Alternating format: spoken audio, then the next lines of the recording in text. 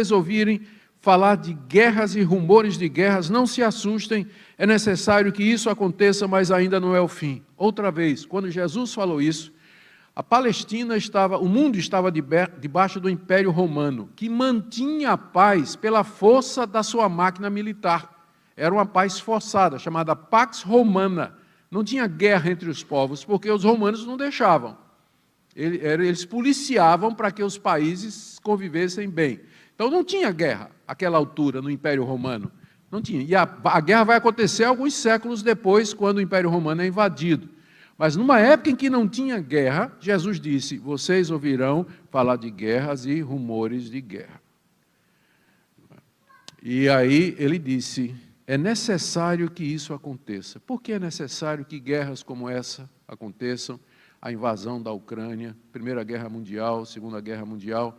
Não tem um dia que não se passe que não tenha notícia de alguma guerra acontecendo em algum lugar desse planeta. Eu imagino que a razão pela qual Jesus diz que é necessário que as guerras aconteçam é porque é dessa maneira que Deus mostra para a humanidade. Está vendo que vocês não sabem resolver os seus próprios problemas? Estão vendo o quanto vocês precisam de um rei da paz? Estão vendo o quanto vocês precisam de mim? Estão vendo quão profundo o pecado entrou no coração humano? Estão vendo quanta insensibilidade, dureza de coração e falta de sabedoria assola a humanidade, a ponto de que vocês promovem guerras, se matam uns aos outros? É necessário que isso aconteça, para que justifique a vinda do Rei da Paz.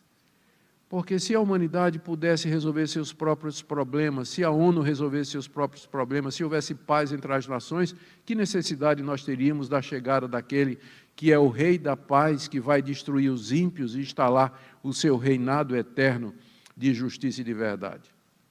É necessário que isso aconteça. E aí Jesus disse, mas ainda não é o fim. E uma boa palavra para aquelas pessoas que acham, que dizem que qualquer bomba que solta lá no Oriente Médio, Jesus está voltando. Isso é profecia se cumprindo, né? Isso aqui é a profecia de Ezequiel, não sei o que, está chegando. Olha, é de hoje para amanhã a vinda de Jesus. Ainda não é o fim. As guerras, elas não marcam a chegada da vinda de Jesus. Elas são um sinal seguro de que Jesus sabia o que estava dizendo.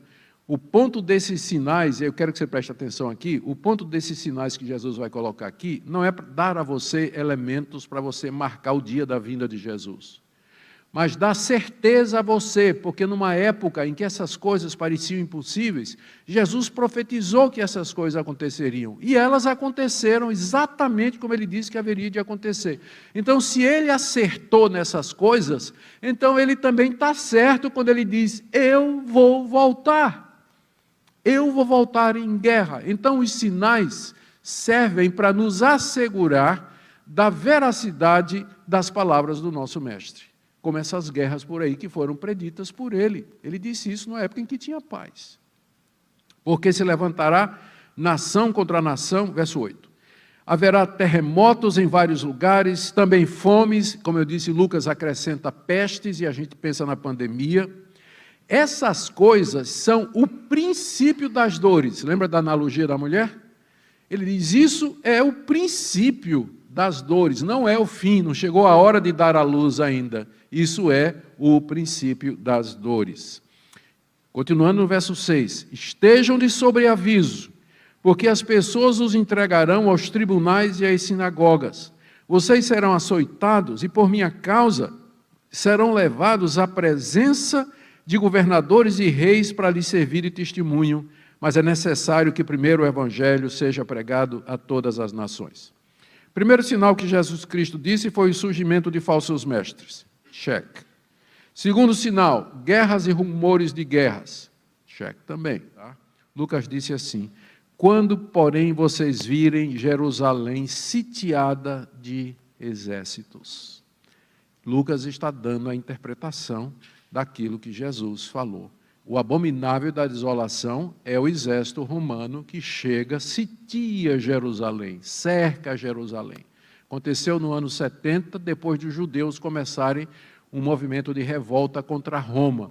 O imperador mandou seu filho, Tito, para que viesse e dominasse a rebelião. Chegaram no ano 66, sitiaram Jerusalém, e no ano 70 arrombaram a muralha, mataram 500.000 de judeus que tinham se refugiado por ali, destruíram o templo, espalharam os judeus para tudo quanto era de lugar e levaram os troféus. Ainda hoje tem é possível ver em Roma um troféu, um arco, onde existe um relevo, onde Tito Vespasiano está entrando em Jerusalém com os despojos que ele tirou do templo. Então Jesus aqui está falando primeiro da destruição do templo. Quando vocês virem os exércitos romanos chegando, aí vamos voltar lá para Marcos, fujam para os montes, não adianta resistir, fujam para os montes. Quem estiver no terraço não desça, nem entre para tirar de casa coisa nenhuma. Quem estiver no campo não volte atrás para buscar sua capa. Ai das que estiverem grávidas, das que amamentarem naqueles dias. Claro, você fugir dos exércitos romanos, né, grávida, puxando o menino pela mão.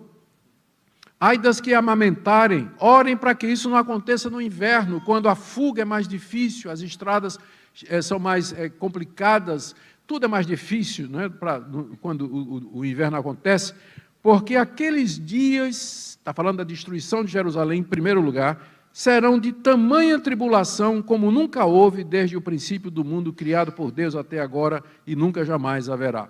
Aí é quando a gente diz, mas espera aí, não foi bem assim. Teve a destruição de Jerusalém no ano 500 e pouco pelos babilônicos, que arrasaram Jerusalém. Então já teve sofrimento. Nós podemos pensar agora no sofrimento durante o Holocausto, né, dos judeus, o quanto eles sofreram. Então dizer que sofrimento é esse que Jesus está se referindo, dizendo que serão de tamanha tribulação como nunca houve no princípio do mundo, criado por Deus até agora e nunca haverá. É aí que nós vemos que Jesus está falando de duas coisas. Está falando da destruição de Jerusalém e do levantamento do anticristo antes da vinda do Senhor Jesus. Quem explora esse assunto é o apóstolo Paulo, na segunda carta aos Tessalonicenses, no capítulo 2, quando ele fala do homem da iniquidade, o filho da desolação, que se assenta no trono, querendo parecer Deus. Lá no livro de Apocalipse, ele é representado pelas duas bestas, que se levantam, uma sai da terra, outra sai do mar, um líder mundial e o falso profeta juntos, o poder que se levanta para esmagar a igreja, que persegue a igreja, diz lá que foi dado poder para que eles vencessem os santos, está lá em Daniel também. Então, João fala a respeito do anticristo, ele usa esse nome, o anticristo. João diz, inclusive, que os anticristos já saíram pelo mundo. Quer dizer, aquelas pessoas que, em vez de amar a Deus e servir a Deus, amam e adoram o poder, o domínio humano sobre toda a raça. Então, Jesus está falando de dois eventos aqui. E aí ele continua. Se o Senhor não tivesse abreviado aqueles dias, ninguém seria salvo. Note que ele já mudou agora, ele não está falando mais dos judeus em Jerusalém, mas ele está falando do seu povo. Se Deus não abreviasse aqueles dias de tribulação e de sofrimento, ninguém seria salvo, porque não ia aguentar permanecer. A dor era muito grande, a pessoa iria fazer qualquer coisa para parar de sofrer. Por isso, o Deus que prometeu que não deixaria que nós seríamos mais tentados do que podemos suportar, é o Deus que vai diminuir aqueles dias. Eu não creio que é literalmente, mas Deus vai fazer com que aqueles dias pareçam mais curtos, para que nós que estivermos passando por isso, surpresa, não tem arrebatamento aqui. Notaram que não tem arrebatamento aqui antes da tribulação? Nós vamos entrar direto. Vamos entrar direto nessa que Jesus chamou de grande tribulação e que ele disse que os dias teriam que ser abreviados por causa dos eleitos que ele escolheu. Eu sei que muitas pessoas foram criadas numa tradição que fala do arrebatamento antes da grande tribulação. O problema é que não tem fundamento. Não tem fundamento nenhum. Que vai ter um arrebatamento, vai, mas ele coincide com a vinda de Cristo. É o que eu vou ler em seguida.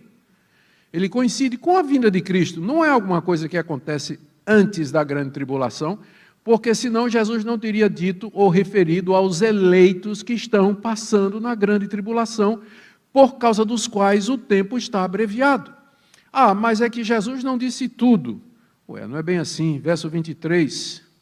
Estejam de sobreaviso, tudo isso tenho predito a vocês. Então, tudo que nós precisamos saber para nos preparar, o Senhor Jesus já tinha falado. E ele voltou a repetir no verso 21. Se alguém disser, aqui está o Cristo, ali está o Cristo, não acreditem.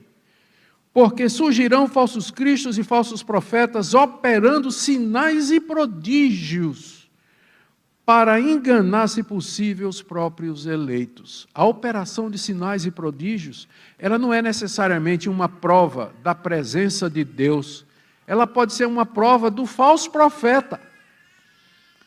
Falsos profetas fazem sinais e prodígios. É por isso que o crente que conhece a sua Bíblia, que está seguro da sua salvação, ele olha para os sinais e prodígios hoje e procura analisá-los à luz da palavra de Deus. E eu vou te fazer uma declaração aqui que eu espero que você me entenda. Os únicos milagres que eu tenho obrigação de acreditar são aqueles que estão na Bíblia. Porque no final do Evangelho de João, o evangelista diz, estes foram escritos para que você creia que Jesus é o Cristo, o Filho de Deus, e crendo você tenha vida no seu nome. Então eu sou obrigado a crer na ressurreição de Lázaro, na ressurreição do filho de Naim, na travessia do Mar Vermelho, nos 40 anos de maná caindo do céu, 40 anos de sandália havaiana que não desbotam nem soltam a tira no deserto. Eu sou obrigado a acreditar em todos os milagres que estão narrados na Bíblia. Esses eu recebo sem questionar, mas se você chegar e disser, lá na minha rua tem uma igreja onde tem um pastor que cura todo dia gente de tudo quanto é de doença, eu tenho o direito bíblico e a obrigação de investigar, examinar, para saber se aquilo procede de Deus ou não. E eu não estarei blasfemando contra o Espírito Santo. Estarei cumprindo o que a Bíblia diz. Irmãos, testai os espíritos se procedem de Deus, porque já muitos falsos profetas saíram pelo mundo. E o próprio Jesus diz que eles são capazes de fazer sinais e prodígios. Lá no livro de Apocalipse, a besta faz cair fogo do céu. Satanás fez isso com Jó. Lá no livro de Apocalipse, a gente lê de três espíritos imundos, semelhantes a rãs, sapos, que são espíritos operadores de milagres. Espíritos operadores de milagres, demônios que operam milagres. Então, antes de você ficar impressionado com o milagre extrabíblico, examine quem fez, por que fez, e a veracidade deles, porque você não tem obrigação de acreditar, sem primeiro examinar à luz da palavra de Deus. Não seja ingênuo, porque existem falsos profetas. Gente, se só tivesse o Espírito Santo no mundo, coisas desse tipo não seriam precisas. Mas além do Espírito Santo, tem o espírito imundo, que são os demônios, e tem o espírito humano, que é capaz de engendrar o erro também, de enganar também. Por isso, nós precisamos de cautela. Precisamos ter cuidado. Sinais e prodígios, na verdade, no sermão de Jesus, são mais sinais da presença dos falsos profetas do que do verdadeiro Evangelho de Cristo. Quando Cristo vier, no final da grande tribulação, ele virá com seus anjos em glória, e ele vai reunir todo o seu povo diante de si. A essa altura, para que ele faça isso, o anticristo já terá sido derrotado por ele, essas profecias terão sido cumpridas, e aí nós vamos começar o novo céu e a nova terra, onde habita a justiça. Terminado isso aqui, o Senhor Jesus faz 3 exortações. Primeiro, vigiem, verso 28 a 31. Aprendam a parábola da figueira. Quando seus ramos se renovam e as folhas brotam, vocês sabem que o verão está próximo. Assim também vocês, quando virem acontecer essas coisas, saibam que está próximo às portas. Em verdade, lhes digo que não passará essa geração sem que tudo isso aconteça. Passará o céu e a terra, porém minhas palavras não passarão. Aqui está o propósito de Jesus ter narrado esse sermão. Ele quer dizer que as minhas palavras, ele diz, minhas palavras vão permanecer, elas vão se cumprir exatamente como eu estou dizendo. A prova disso é que guerras, rumores de guerras, pandemias, pestes, perseguição, prisões, morte, falsos profetas fazendo sinais e prodígios, a destruição de Jerusalém, tudo isso vai acontecer. E, de fato, aconteceu. Nós estamos vivendo uma época privilegiada que a gente olha para a história da igreja e vê como essas coisas se cumpriram ao longo da história da igreja. Isso nos dá, então, segurança. E aí nós vemos que Jesus diz, quando vocês virem estas coisas, e elas estão acontecendo há 2000 anos, vocês saibam que está próximo, que é segura a minha vinda. Por isso que cada geração de cristão anterior a nós sempre fez a mesma pergunta: será que é agora, durante o tempo da minha vida, que ele vai voltar? Calvino fez essa pergunta.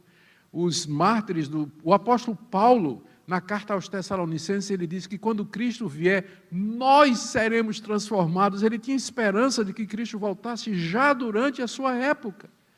Cada geração de crente, de cristão, da igreja, olha para essas passagens e produz o mesmo efeito. Será que eu estarei vivo quando ele vier? Quando ele vier em glória. Quando ele vier em glória. Assim, eu não sei quando ele vier, mas os sinais apontam para a sua vinda. Aqui só a questão exegética. No verso 28, o pessoal diz, quando aprendo a parábola da figueira, quando já seus ramos se renovam e as folhas brotam, sabem que o verão está próximo. Alguns dizem, a figueira é Israel. Então, tem que ficar de olho em Israel, que é o relógio do mundo. Quando Israel estiver brotando, é sinal de que está vindo. Mas quando a gente lê essa mesma passagem em Lucas, Lucas diz, quando vocês virem a figueira e as demais árvores brotando, então não pode ser Israel, não é? Quem são as demais? Se a figueira é Israel, as demais árvores são quem? Então, ele não está falando de Israel, ele está usando o princípio da natureza. Quando você vê as árvores brotando, você sabe que o verão está chegando. Ele usou oliveira, figueira, porque é uma das 3 árvores nacionais, por isso que eu estou misturando. Oliveira, figueira e tem mais outra. Qual era? Eram 3, né? Oliveira, figueira e está faltando mais uma. São as 3 árvores nacionais de Israel. Então, só quer dizer exatamente isso aí. Quando vocês virem essas coisas acontecendo, saibam que está próximo, é seguro.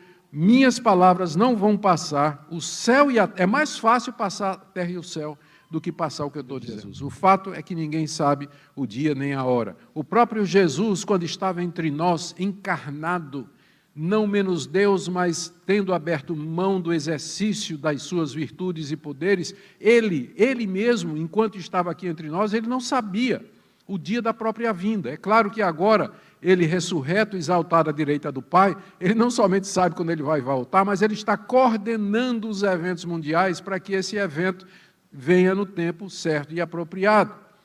Mas nós não sabemos quando ele vem. E por que é assim? É para que nós estejamos preparados a qualquer momento. É o que a parábola em seguida diz do ladrão de noite ou do homem que se ausenta, deixa tarefas para os seus servos e diz que eles vigiem, porque ninguém sabe a hora que ele vai voltar, para que quando o Senhor voltar, não pegue nenhum de nós dormindo, maltratando os outros, Mateus acrescenta isso, e deixando de fazer aquilo que nós fazemos. Eu comecei tudo isso dizendo que era importante a gente ter uma visão do todo, para a gente encaixar o que está acontecendo em Israel, acontecendo na Ucrânia, para que a gente não coloque fora de proporção ou minimize esse tipo de evento.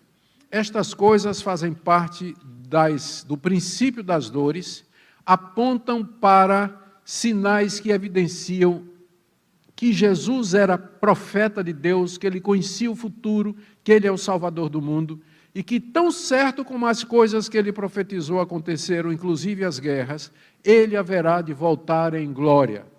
Por isso o ponto de Jesus aos seus discípulos é: vigiem, porque vocês não sabem a hora em que eu vou voltar. Estejam preparados, pode ser, tudo isso que precede pode acontecer em um tempo muito curto, inclusive o surgimento do anticristo e o domínio dele. Isso, rapidamente, isso tudo pode acontecer, e nós, então, precisamos estar preparados para enfrentar essa dificuldade. Se fosse amanhã, não, pastor, o meu namorado vai me pedir em namoro amanhã. Não pode demorar uma semana. Não, pastor, amanhã eu vou na concessionária buscar meu carro novo, que eu esperei, né, paguei o consórcio, o carro sai amanhã. Jesus não pode voltar amanhã. Como é que está seu coração com relação a isso? Você ama a vinda do Senhor Jesus? Você almeja essas coisas? Outra pergunta, você tem essa visão ampla da história? Porque o cristianismo não é só um conjunto de doutrinas a respeito da salvação pessoal, mas é uma visão de mundo. É você olhar o mundo e entender o mundo a partir das Escrituras. É muito mais do que simplesmente um sistema soteriológico de salvação de pecadores. O cristianismo nos dá óculos para que nós leiamos a realidade como ninguém mais lê, e nós interpretemos o mundo e dizemos, isso que está acontecendo, eu sofro, lamento pelo que está acontecendo, é inevitável que aconteça, é uma prova de que a humanidade está perdida e aponta para a necessidade da vinda de Cristo que nós aguardamos, Que Deus nos ajude, irmãos, a sermos encontrados fiéis na vinda do Senhor Jesus,